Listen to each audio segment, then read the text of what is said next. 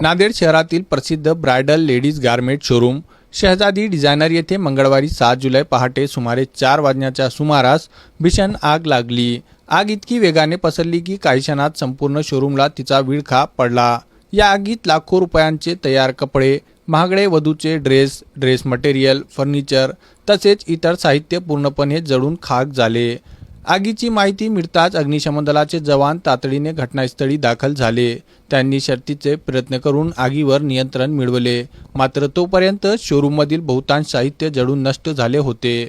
प्राथमिक माहितीनुसार या घटनेत कोणतीही जीवितहानी झालेली नाही, मात्र आगीत मोठ्या प्रमाणावर आर्थिक नुकसान झाल्याचा अंदाज व्यक्त करण्यात येत आहे।